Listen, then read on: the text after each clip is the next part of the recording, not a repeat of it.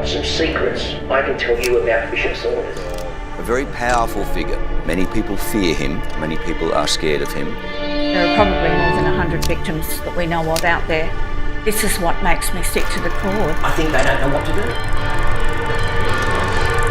Lead us not into temptation, but deliver us from evil. Bishop Saunders, one of the highest-ranked Catholics in the country, has been under investigation for alleged historical sexual assault complaints.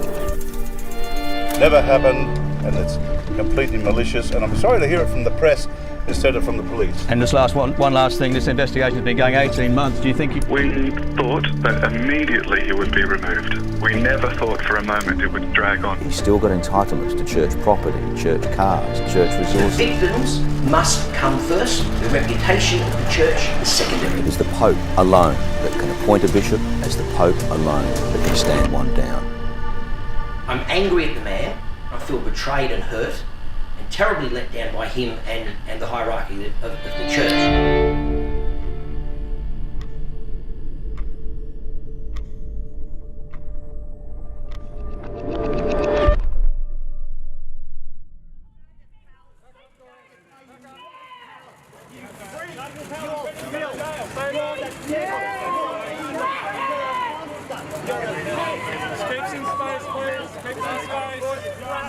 Cardinal George Pell, former Archbishop of Melbourne, of Sydney, the Vatican's treasurer, third highest ranked Catholic in the world, guilty of sex crimes against two 13-year-old boys. 3.5 days to reach their unanimous verdict, guilty on all 5 counts. At the end of 2019, I was approached by a priest who wanted to stay anonymous, and he said to me, look, I've been following your work with Cardinal Pell. We've been doing a series of stories on George Pell, the then Cardinal of Australia, who was under some serious sex assault allegations himself.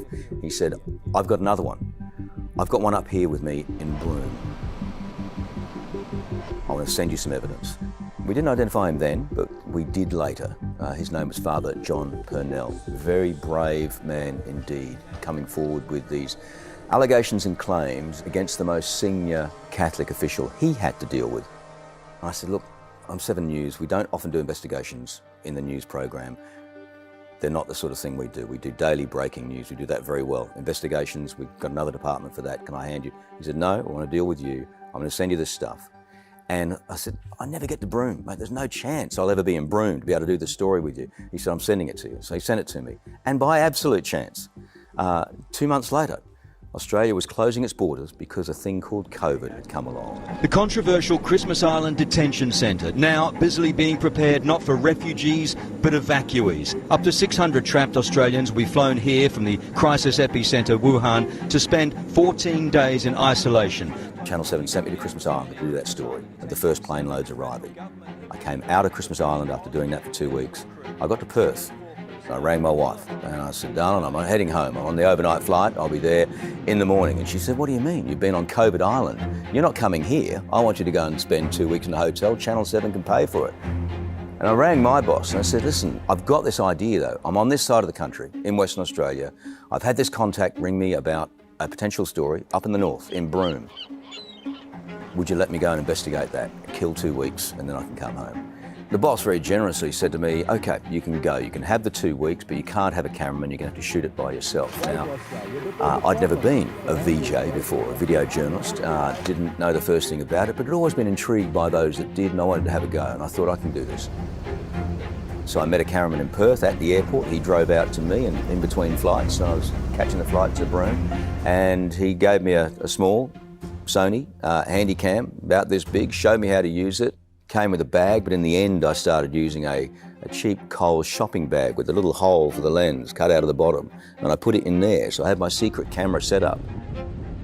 And I thought, okay, well, here's a new turn in my career. I'm a VJ, I'm by myself, I haven't got a cameraman. And for those that don't know, Broome is remote. It's a long way. It's in the furthest corner of Australia. The Broome diocese that we're talking about here, that Bishop Saunders was in charge of, is one of the biggest Catholic dioceses in the world. 770,000 square kilometres. It is remote, Australian bushland.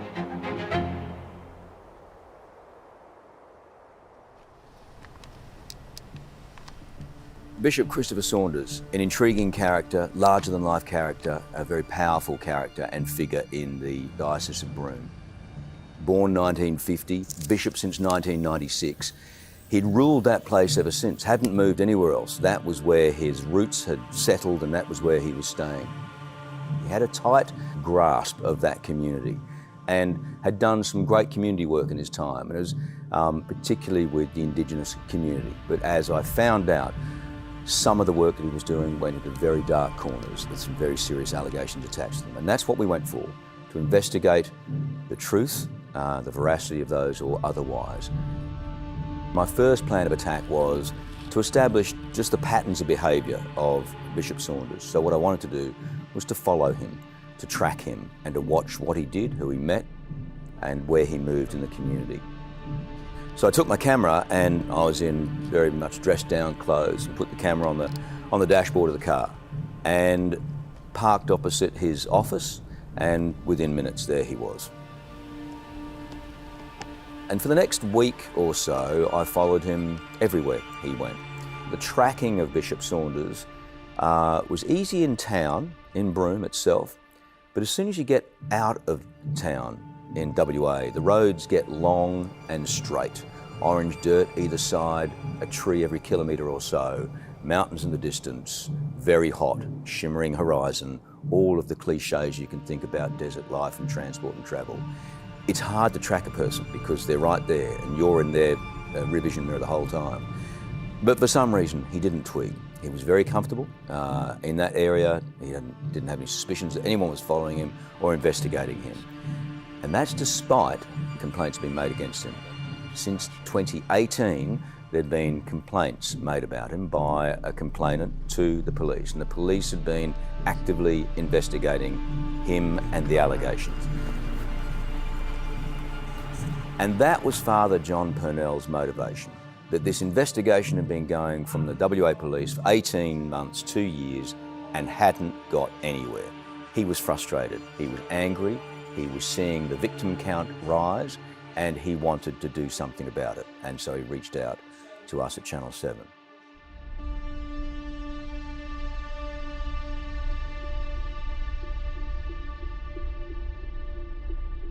As you can imagine, I'm terrified at the moment to say what needs to be said, but I feel I do need to say something. Initially, when the two boys came forward, I knew I had to do something, and especially 18 months ago when the first victim came forward, I had to do the right things. I did inform the police and I did inform professional standards. And I was thinking, when you asked me to go on air, of course, at first I thought absolutely not, no way, because I felt for my own safety. But then I got to thinking, you know, those two boys that came forward, how brave they were, and I can see what it's done to their lives, and especially the first victim, his life is an absolute mess. He often talks about suicide and other things, and I thought, well, if that young man, first of all, had the braveness to come and share his terrible story, and the second boy come and share his same sort of things happened to him, I thought, well, I should be able to be brave enough to stand up for them as well, and that's why I'm doing it. I'm doing it for those two boys. But every time I think about those boys, they've gone through a hell of a lot worse. And if they can stand together and be strong and say no more, enough is enough, I'm going to share my story, I'm going to tell what has happened to me, then my hat goes off to them, because they are the bravest boys in the world. And they are absolutely brilliant. And I'm getting emotional, but they deserve more. Okay? The Aboriginal people in the Kimberley, those young men deserve more than this shit. And the church must get its act together and fix it now. Oh, sorry. Father John provided me with a copy of a police statement that a young Aboriginal male had made to police. Through him, the Aboriginal youth had gone to Father John in tears, beside himself. He broke down in front of Father John and had revealed this story of repeated, consistent abuse over a long period of time. The victim said that the bishop often had picked him up and they'd gone out camping. There was one incident that he took him out camping just about 90 kilometres outside of Columbaroo, one of the communities up north. And that night at camping, of course, they had drinks, and then he remembers the bishop climbing on top of him, pulling his pants down. And then another incident, he told me that the bishop had flown him down to Melbourne for a football game, and they stayed in a hotel down there in Melbourne. And that night, apparently, according to the victim, the bishop came in, tried to drag him into the shower, laid on top of him, pulled his pants down, tried oral sex again. At first I was horrified, I was angry, I was hurt, and I felt betrayed. Because we as priests are supposed to be better than this. When the first victim came to me that night 18 months ago, I asked him the next morning before I took him to the police station, I said, look, why after all these years have you finally decided to talk about it now? And he was an emotional wreck. He was crying, he was vomiting all night, he was in a terrible state. And I just thought, well, look, why now and why me? He said, Father John, with you, I felt safe, I felt trusted, and I felt believed. There's a knowledge that the amounts of money that is spent in a poor diocese like the Diocese of Broome, where we hardly have any money at all, and we're all told to tighten our belts and can't spend money extravagantly and all that. But I am told by prior staff, anywhere between $4,000 to $6,000 per month is spent wholly, solely on these young men for trips away, money whenever they want to ring up, give them whatever, $100, $200, mobile phones, and all that sort of stuff. So where does that money come from? I can only assume that it comes from the diocese.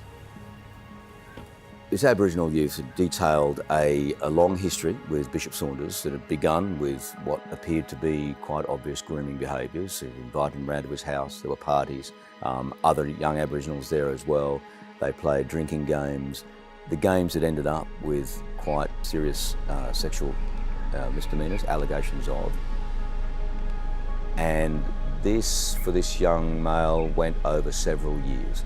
And he detailed other young males that were also being victimised or targeted in a similar way.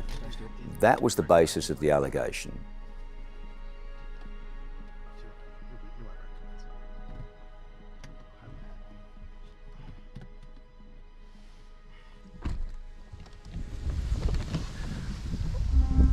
So I had 4 names and very furry details on where they might or might not be. Hard to track them down. They're very itinerant, the individuals involved.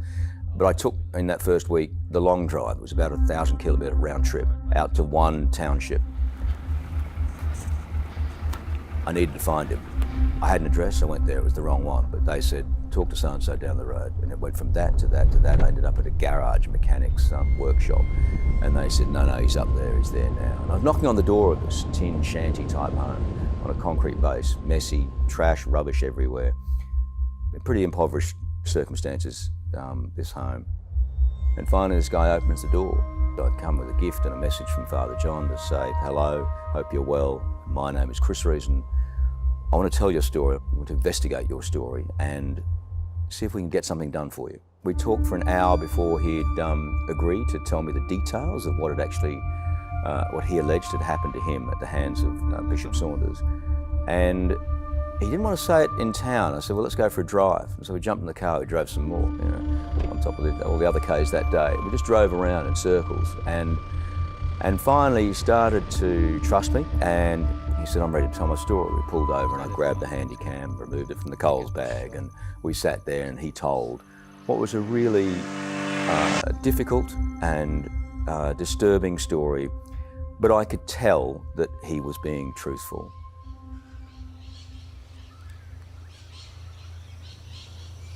Okay.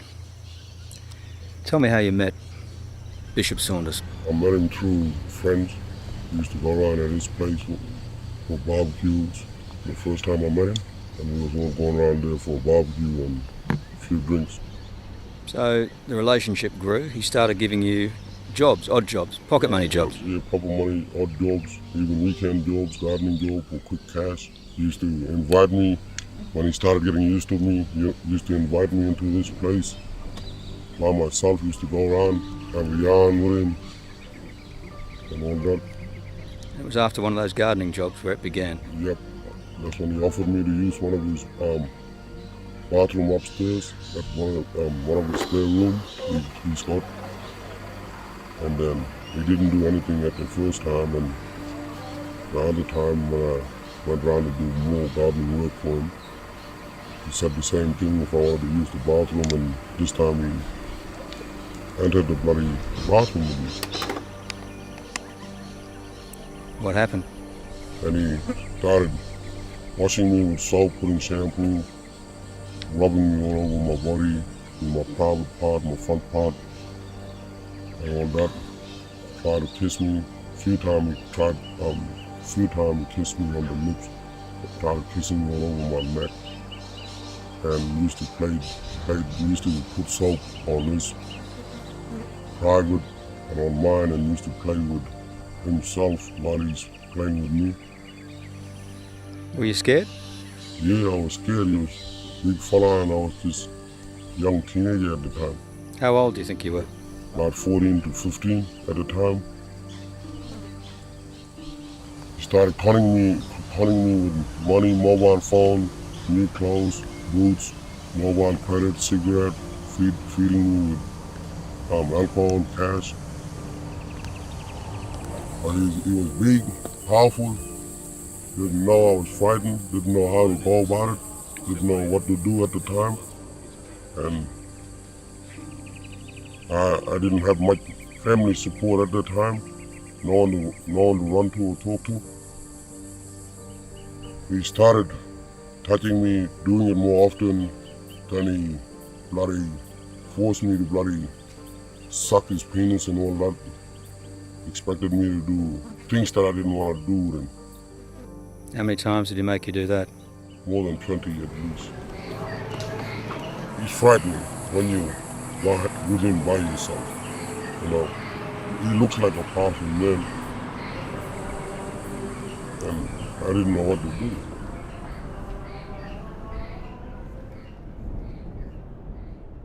It was extremely embarrassing and confronting for him to have to reveal these details. With any community, it's hard with that sort of sex abuse allegation, but with Aboriginal young males, it's a really embarrassing thing to be touched, interfered with by an older or any other male figure.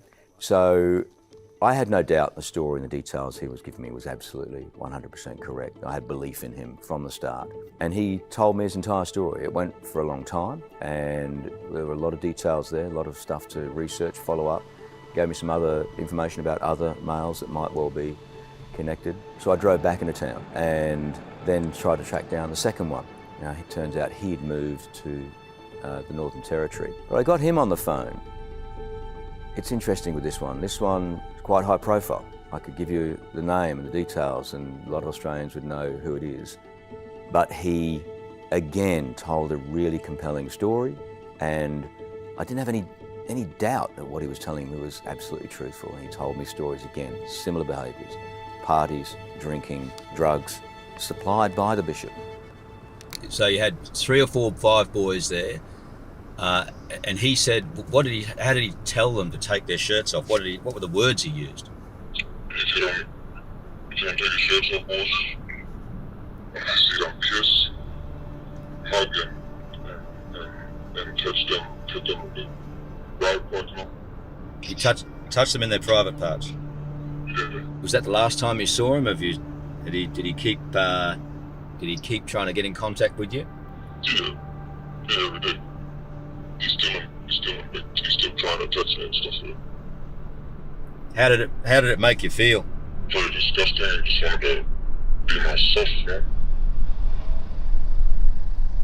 So we started to put this story, the bits and pieces, the details necessary for a journalist to go to air, and I rang my bosses at Channel 7. I said, this has got legs, this is real. I'm ready to back these young men with our resources, our name, our brand, and I reckon we should go to air. I think we need to do something. There were other key things we had to do. Of course, one of the key ones was to put the allegations to the bishop himself. So they finally flew a cameraman up. Channel 7 said, okay, well, it's time to get professional on the pictures. So they flew in Simon Heitzig from the Perth newsroom, brilliant operator. And so we continued that investigation together for the next week. And what we saw shocked and amazed us. The first thing that hit me was that we didn't have to wait long, before we saw this evidence of behaviours that were really suspicious and wrong. In fact, I think it might have been Simon's second or third day, and we're following him again. He's in the town of Broome, Bishop Saunders, drives into the bottle shop, and Simon, with a little hidden body camera, follows him in. And the bishop buys a slab of Jack Daniels and Coke and buys a couple of other things in the bottle shop, gets into his car. Then he goes round to the survey, buys a bag of ice and an esky, brand new esky, puts everything together. Then he goes and picks up a young Aboriginal male. And again, nothing wrong with that. Maybe he's mentoring, maybe he's shepherding, maybe he's looking after. But then they drove into the bush and we lost track of them. We couldn't, again, that whole problem of trying to follow someone on a straight road without alerting them to the fact that you're right behind them is hard. It's a difficult thing to do. And anyway, we lost him on that occasion. But there was, again, more evidence we believed in, that looked like a pattern of behaviour. A pattern of behaviour that raised questions and needed some answers. I had a list of people that I wanted to talk to, ex-employees, staff, current and former, that might be able to fill in the picture. And one of them was one of his Bishop Saunders' former secretaries. Her name was Cheryl Quilty. I was approached en masse by somebody saying that there's a job going, Bishop's looking for a new secretary, personal assistant, would you like to apply? So I hoyed him over after mass and introduced myself. Now, Cheryl had worked, I think, for about 1.5 years with the bishop and was his secretary, his personal assistant. She knew everything. His diary contacts, the finances, the whole lot. And within weeks of her starting that job, she says, alarm bells went off with her, suspicions. I had a very short handover period from the previous incumbent. She was packed up ready to go. She did say something to me that, in hindsight now, I should have listened to. She said, you'll learn and see things in this job that you wouldn't expect to see and learn. And I thought that was just relating to religious and confidentiality. But lo and behold, I'd been 6 days in the job and I was screamed at like you wouldn't believe. I was humiliated in front of the staff. I got someone's name wrong, and in front of me and in front of others, he just said I was stupid and fancy getting someone's name wrong, and I was in tears. I'd never been spoken to or spoken about in front of others like that before, in any role. And it was really, came as such a shock. I'm not someone who jumps to tears easily, but it shocked me to the core. But that was just the start.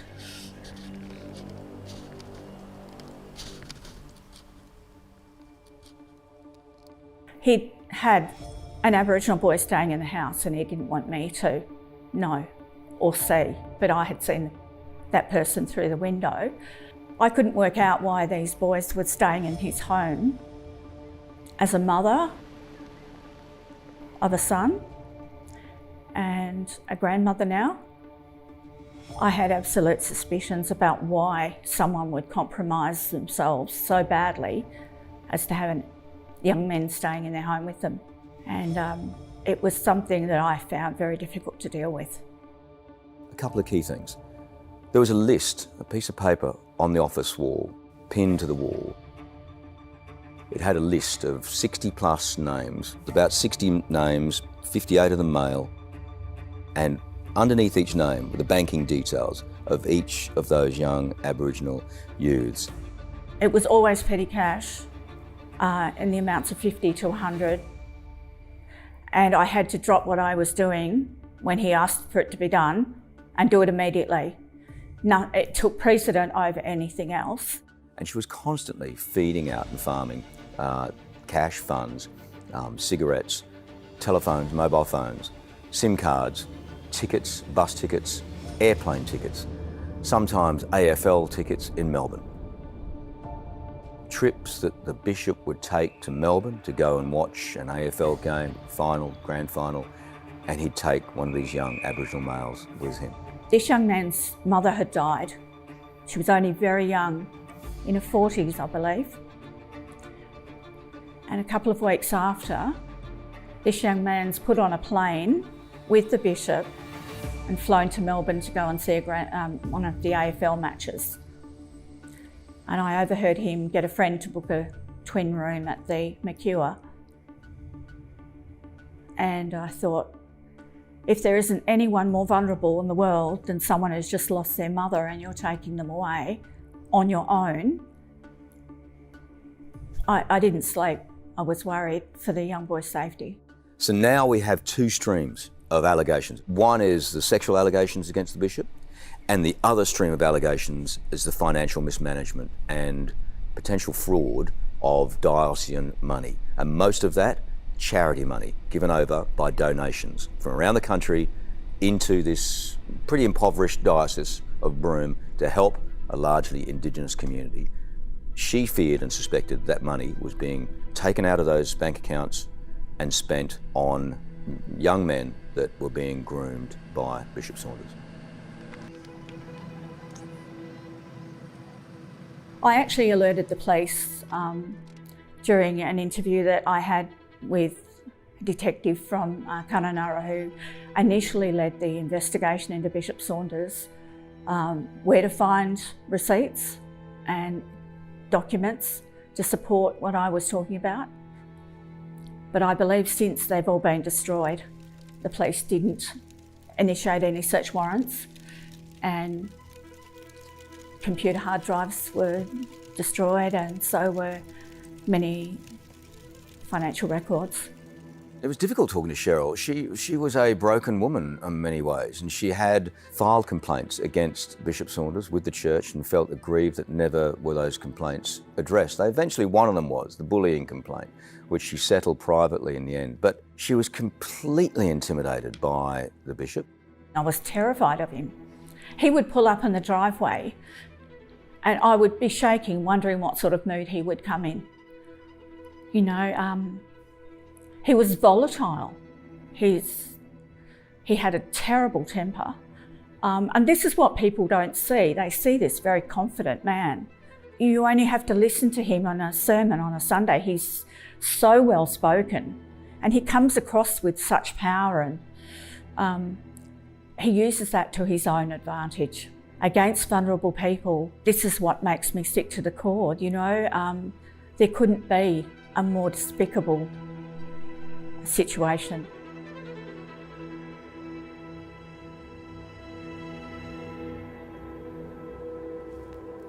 After a week or so of gathering these bits of evidence and building a picture and building enough of a story to be able to go to where the next stage of that is to try and talk to him. Good morning. Good morning. Bishop Saunders. I didn't know you'd be in town today. Sorry, I was trying to contact your office. To be in Derby, yeah. Chris Reason from Channel 7. Good. Would we be able to meet after Mass perhaps and have a chat? Well, I have some stuff to do. Do you? Yes. Well, just for 10 minutes or so. Happy to wait. Can we film the service today, the Mass? No? No, we don't do that. Oh, okay. I'll see you after. All right, terrific. Thank you so much. It was interesting making that first approach to Bishop Saunders because I thought we might actually tip him off to the fact that we were investigating him. If he knew about the police investigation that stage had been running against him for 18 months, then surely any intelligent man that the alarm bells would go off and feel like he was about to be involved in some sort of media sting. So it was a gamble to do this.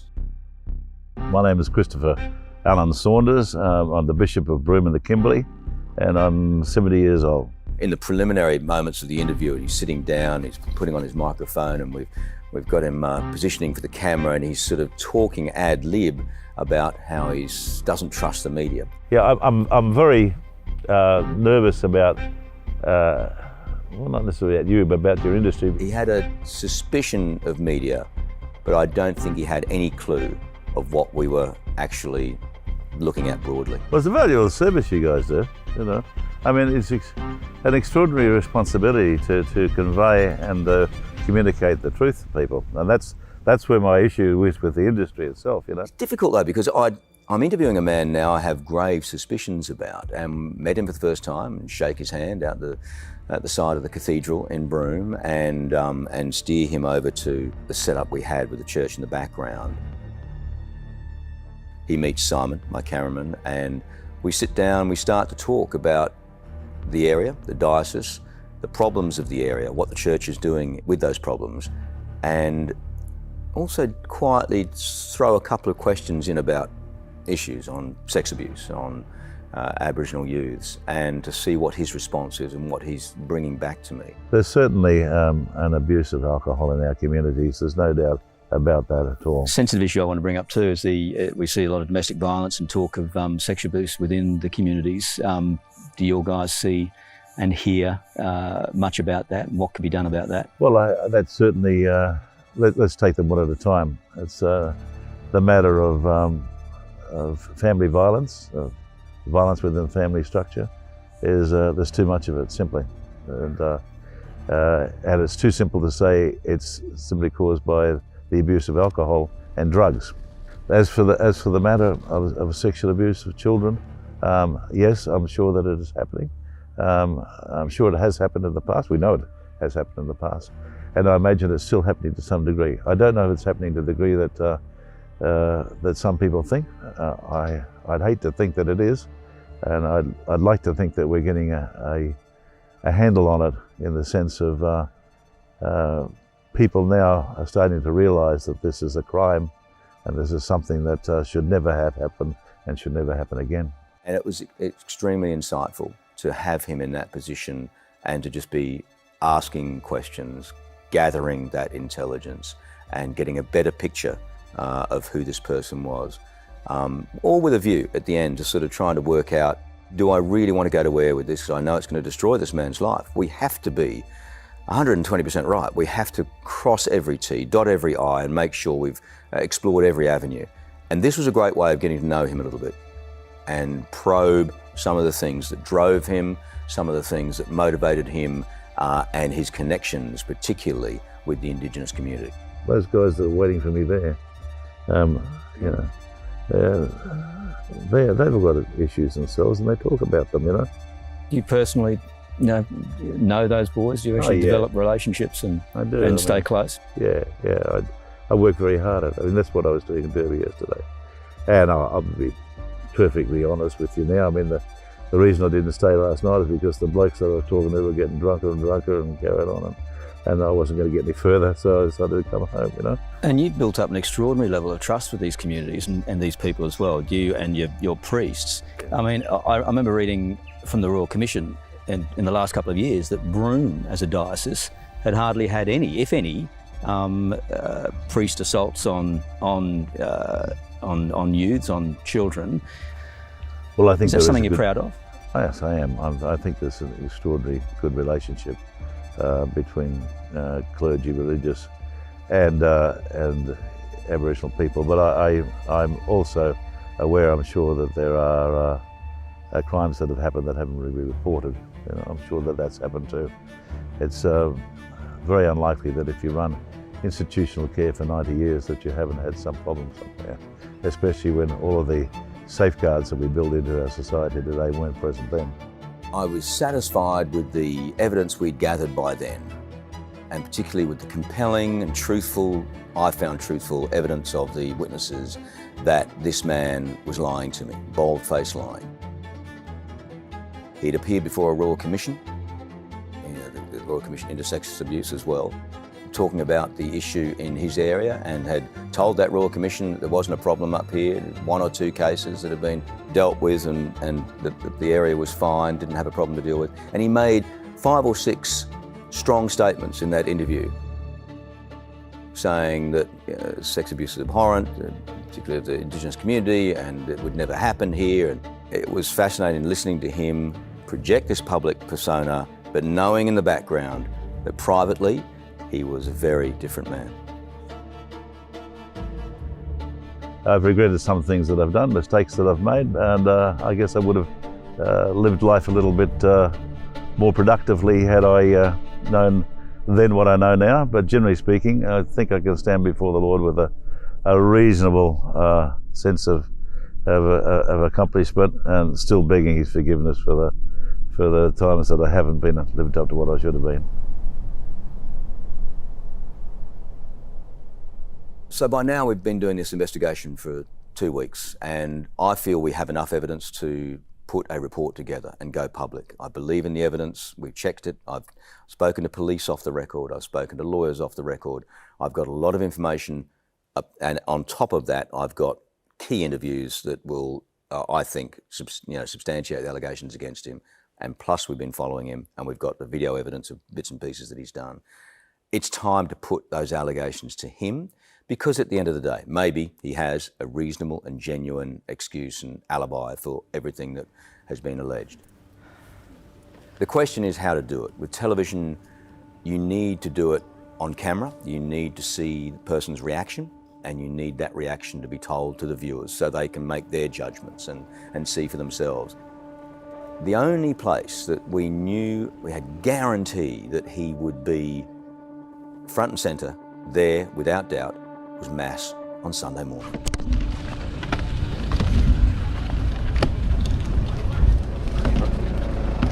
Recording. Bishop Saunders. Back again. Chris Reason again, Channel 7. No, do that anymore. Oh yeah, we're not allowed to do that anymore. Look, far more serious things to talk about this time. I just wanted to ask you some questions. Did you... What's it about? Well, I'll tell you. Were you aware that you've been under investigation by the police for the last 18 months? Oh. For what? Sex abuse allegations. Excuse me, I don't want to talk about this. Do you mind? Very serious allegations that you've been with young Aboriginal males, vulnerable Aboriginal males over a long period of time, multiple complaints, sex abuse complaints from those young males. I know nothing about it. And what do you say to the claims? I have absolutely no, there is no substance to it whatsoever, and I don't know where that's come from. And I'm sorry you decided to capture me here at this particular moment. That is extraordinary. Well, it is, and we needed to talk to you because the claims are so serious, of course. I quite agree with you, but I'm afraid... And they also go to claims of misuse of church funds, thousands of dollars over years. Okay. Your thoughts on that? Well, my thoughts on that are precisely the same as the other one, but I have absolutely no compunction in saying I've never done anything like that. And I'm just supplying alcohol to young Aboriginal I'm not going to talk any more about this until the police tell me what the charges are. So I'm only hearing it from you, and you're not a policeman.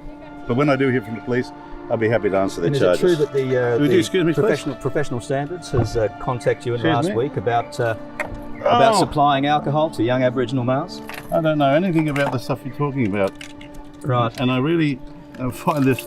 I've seen this before on television. I never thought I'd be a victim of it. Okay, well, at last chance to deny everything that I've just put to you. Yes, exactly. Do you want to come around here, Simon? Bishop, these claims are extremely serious, obviously, and we're giving you a chance here to talk about them and to give us your side of this story. I just gave it to you. I just gave you my side of it right there, and right then, you have it. You face allegations and possible charges of aggravated sexual penetration without consent. Oh, that's extraordinary. Listen, let me say, without any doubt whatsoever, without any reservation, that has never happened, and it never would happen, and that's completely malicious. And I'm sorry to hear it from the press instead of from the police. And this one last thing, this investigation has been going 18 months. Do you think you should stand down during that time? For a couple of hours he sat and dwelled on what had just happened. We let him go. We just hit him with some extraordinary allegations, and any man is going to be struggling to deal with those.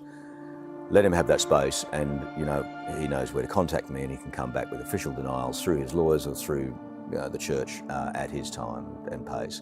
In that time, though, he contacted the Archbishop in Perth and told him what had happened and made certain statements, and the Archbishop and he came to the conclusion that he had to stand aside. So that happened without fanfare, without press release, without any public distribution. We held the story on for the day, and at that point I emailed the Vatican and the Archbishop in Perth. And instantly they come back with a press release saying, he stood down, we've taken this action, we're moving another bishop in to take his place, and an investigation internal will be started immediately. I was amazed at how quickly that happened. It was almost like they'd been waiting for that phone call from a media organisation or a police organisation for some time.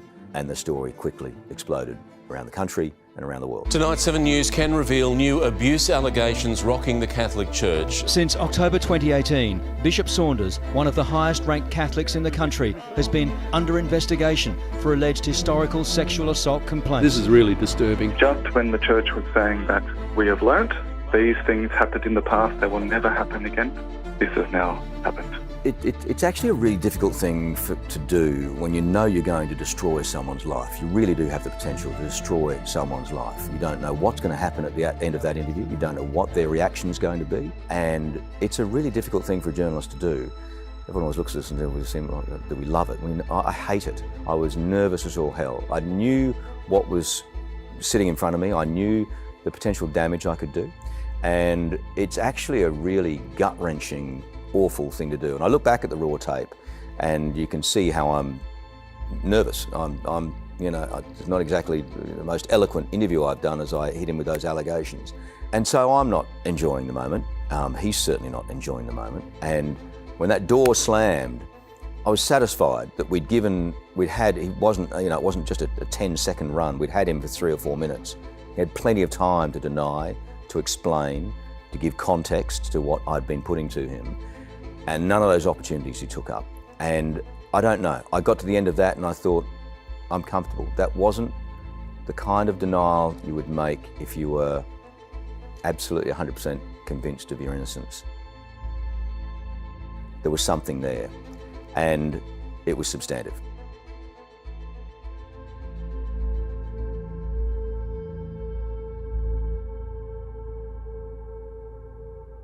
We then finished our series of reports, and the political pressure was on the police to actually A, answer why they hadn't acted faster, B, come to their own conclusion. Well, that police investigation rolled on for months more.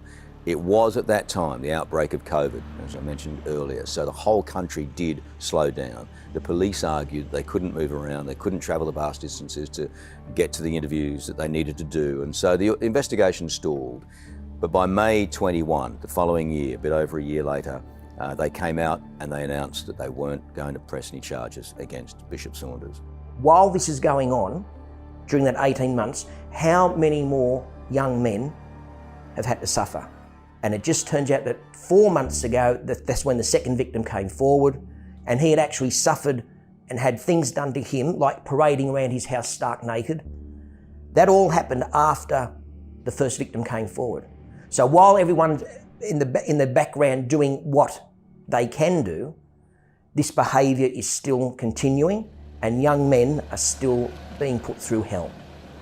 Their key reason for doing that, they said, was the difficulty of getting evidence from the complainants. They are terrified to stand up in a court of law, a room full of white fellas. The Aboriginal person, especially young people up here in the Kimberley, they don't know times, dates, places, and all that sort of thing. So to say to say victim number 1, where were you on October the 15th, 2015, when this incident was supposed to happen? They're not going to know that. They're not going to be able to say, I was in Melbourne at such and such a hotel in room 604. I had steak and chips for dinner with the bishop. The next morning I had bacon and eggs, and then we did this. And they don't know that. Every day is just for the moment. All they know is, oh, happened long time back or happened just recently. And that's going to be a problem in court, because that's not going to, I don't think, it's going to stand up in court. In WA, Western Australia, the age of consent is 16, and the police were having trouble working out whether the complaints were being made when the youths were pre or post 16. So in the end, the police determined that they were consenting homosexual relationships and they weren't illegal. But a lot of the complainants and the victims and their lawyers said, well, even if it was underage or overage, it was inappropriate and potentially it was rape. These young men didn't want to be involved in these sexual relationships with this bishop. The bishop likes to get all these young men drunk. Then he likes to tell them to take their clothes off. Sometimes you'll just strip them down to their underwear. Other times, if they're alone, stark naked, no clothes on at all. This young victim is very good at dancing Aboriginal style, and for our Mass of the Land of the Holy Spirit, or the Aboriginal Mass, the bishop selects certain dances to process in with the gospel, because it's a beautiful, beautiful ceremony and a beautiful liturgy. And one day, this young victim was at his house here in Broome. The bishop gave him a few drinks, asked him to practice the dancing of the gospel, which he did. And then later on, the bishop told him to take his clothes off, strip down to his shorts, which he did, danced around again, then told him to go stark naked. And I said when the victim was telling us, I said, so you were actually no clothes on at all? And he said, yep, that's right, Father John, no clothes at all.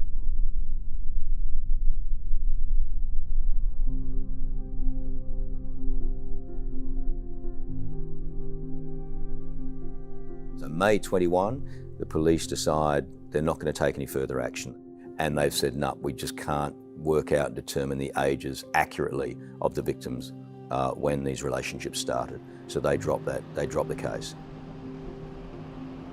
I was genuinely gutted, disappointed, and a little bit angry and frustrated. I just thought, you know, that they hadn't followed through this investigation. They hadn't taken some of the evidence that we had and offered to give to them. They never came and asked for it, by the way. Never came and interviewed us to see what we'd gathered.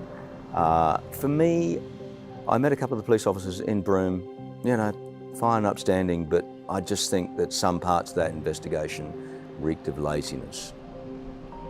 Two of them pulled me aside at one point and said, look, Chris, it's just so hard to establish Indigenous witnesses as reliable and credible.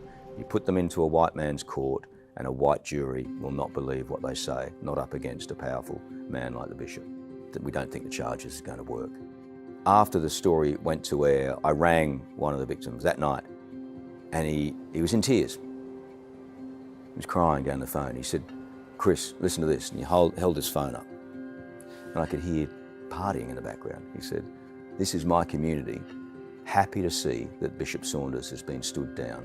We all know what he's done. They don't know it's me, as in the victim, that spoke to you. They don't know it's me that's one of Bishop Saunders' victims, but we're sitting here and partying tonight for what Channel 7's done. Thank you.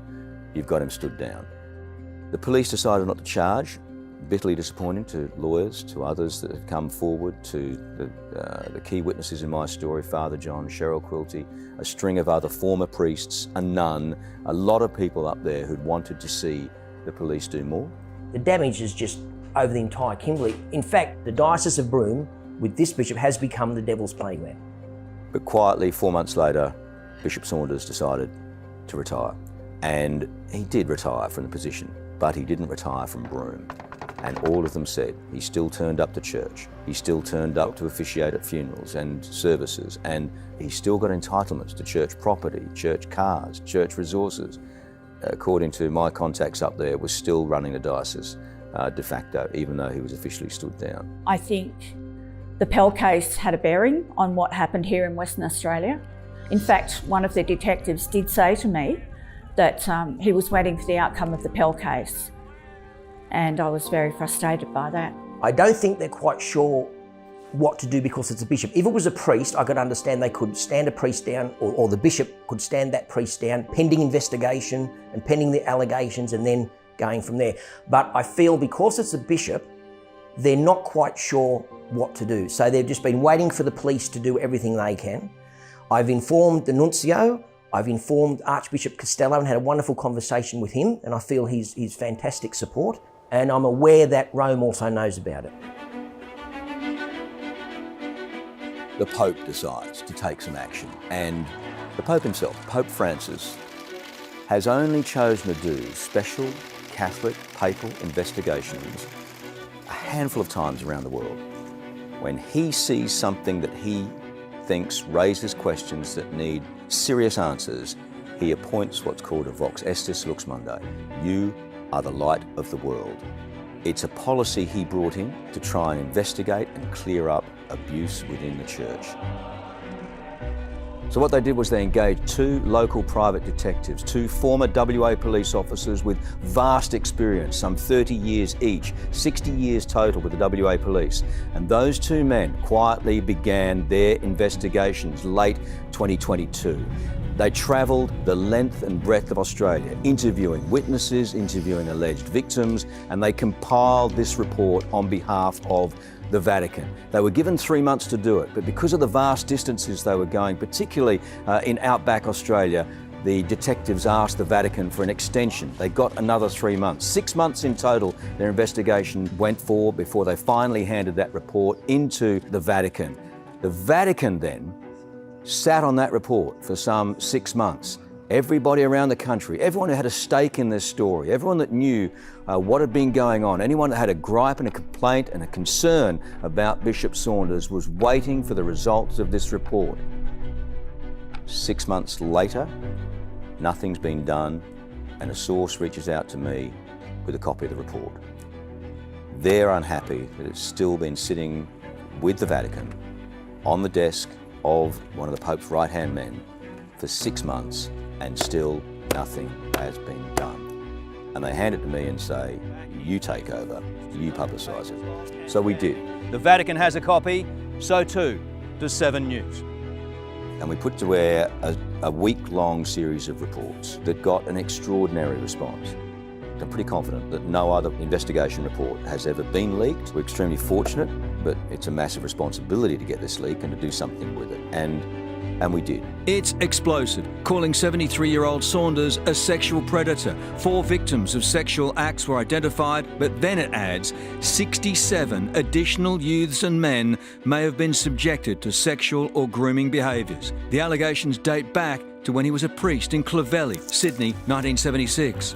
The matter is still being dealt with, and it would be quite wrong of me to interfere with that at the moment. 6 months since the investigation was finished, no action from the Catholic Church, only confirming the report is with the Vatican. I'm sorry, that's really all we need to say at the moment. The 6-month inquiry by 2 former WA detectives found 102 witnesses, including 6 priests. The covert operation finding the bishop spent hundreds of thousands on alcohol, cigarettes, mobile phones, cash, hotels, bus and airfares, grooming vulnerable young Aboriginal men. Also alleging much of that money came from church and charity funds like this St Vin's Op Shop, with claims he once had $3 million in 5 separate bank accounts, a safe with $80,000 in cash, multiple firearms, and that he used the church plane to take alcohol into dry Aboriginal communities in Hessian bags to disguise the contents. A nun writes about a youth taken camping. While he was in his sleeping bag, the bishop tried to get in with him. One at a youth Catholic festival allegedly woke up with the bishop lying naked on top of him. Insiders saying the papal report means this time the bishop is in checkmate. Now, the implications of this report are that the bishop can be defrocked, stood down, stood aside, moved somewhere else in the world. I know that the victims in this case, and the complainants as well, want to see him first and foremost removed from Broome, so that he can't be there anymore. He can't be liaising with young Aboriginal men, he can't be doing what he does in that small town. And they want him defrocked, they want him removed from the church. Certainly there's a lot of officials around the country in the Catholic hierarchy, and I'm talking right to the top, that would like to see him removed from the church altogether. I think he should be laicized, defrocked as a priest. It would be the first case in Australia, but his peers must have known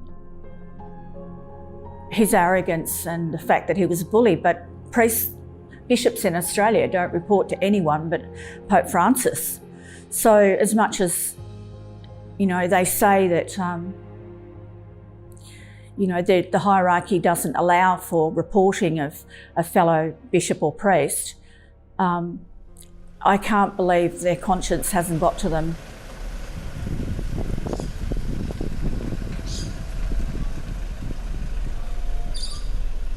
Well, 6 months after we broke that story about the Vatican report, a development we hadn't seen coming. And it happened on January 15, which just happened to be Bishop Saunders' 74th birthday. Child abuse detectives raid the home of a former Broome bishop. A special crime squad investigation into Christopher Saunders revealed as Operation Stent, searching for evidence at his Piggott Way property at the same time interviewing him in Perth. It is an investigation into historical sex offences, so it may take some time to work through the new information. That new information, a top-secret Vatican dossier revealed by 7 News last year, prompting this latest probe. The Inquisition ordered by Pope Francis, levelling allegations of grooming against the bishop of 50 years that he had as many as 71 victims, all denied by Saunders. This is a very significant development with the police now finally making this move on Bishop Saunders. They had been under enormous pressure to do something. As you know, this investigation had been going now for 5 years in 3 different iterations. It started as Operation White Plane, it went to Operation Artefact, and now it's opened again. They're calling it Operation Stent. It happened in 2 ways. There were 2 activities, both on January 15. A team of detectives flew to Broome and raided his personal home, seizing boxes of personal items and documents. And also back in Perth, police there, detectives, escorted the bishop into a police station for extensive interviews. He was interrogated for hours and then released. There's no doubting the significance of this move from the police. They haven't charged him yet. We're waiting to see what happens with that. The impact, though, on the church investigation, a lot of us are thinking, will be a negative one. A lot of people watching this case are very sceptical and cynical now about the way the church has been handling this, and they fear that now that the police have relaunched this investigation, the church might pause theirs, and we might see a further delay in a final decision from the Pope, Pope Francis, on what the future is for Bishop Saunders. I'm angry at the man, and I'm frustrated, and I feel betrayed and hurt and terribly let down by him and the hierarchy of the church. The church have a lot to answer for. I myself, and I know many others, and we're probably talking 20 or 30 at least that I know of, have written to both the nuncios, the previous nuncio and the current nuncio. I've written to the ACBC, the Australian Bishops' Conference. Not one of the bishops or the nuncio or anybody has acknowledged receipt of my email, let alone replied. We're now 5, 6 years into this investigation, and still nothing's been done by either the police or the church. And the 2 of those organisations, church and state, hand in hand, opposite each other and unable to make a call. And a lot of people growing frustrated with that, wanting some action. Action from the police, action from the Pope, but everybody wanting something done because this is simply taking too long. Not once have professional standards or the powers that be in the church, not once have one of them asked how are those boys doing. Not once. That tells me that the church has become the devil's playground, because it's a sickness and it's wrong.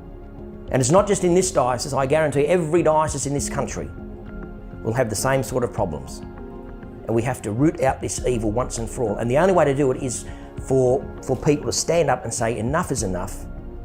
If you commit these crimes, if you do these things to young, vulnerable adults, then you must be held accountable for your actions.